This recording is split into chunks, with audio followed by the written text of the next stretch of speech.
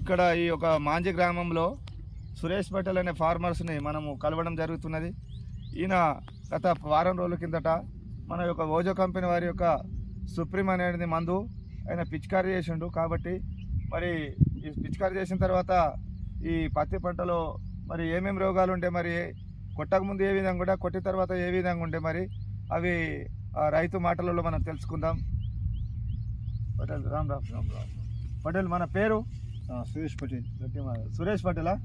ఏ ఊరు? మాంజరి, బైసా మండల్. ఓకే. అయితే మరి మనం ఇప్పుడు పత్తి పంటలు మనం ఇప్పుడు ఉన్నాం కదా, మరి మీరు ఇప్పుడు ఈ వారం రోజుల కంటే ముందు మీరు ఈ పత్తికి ఏది పిచికారీ చేసిండు? సుప్రీం చేసినాం. ఓజో కంపెనీ వారి సుప్రీం పిచికారీ చేసిండు. మరి వారం రోజుల తర్వాత ముందు పత్తి ఏ విధంగా ఉండే? రోగం ఉండే, గట్టిగా మరి రోగం ఉండే అంటే ముడత, మావు, పేను అవన్నీ అటువంటివి ఉండే మీకు వారం రోజుల క్రితం. ఈ వారం రోజుల తర్వాత కొట్టిన తర్వాత మీకు ఏ విధంగా అనిపిస్తుంది? మంచిగా అనిపిస్తున్నదా?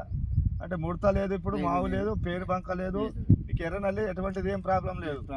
మరి ఇది ఓజో కంపెనీ వారి యొక్క సుప్రీం వాడిన తర్వాత మీకు దీని మీద 100% విశ్వాసం ఉంది కదా?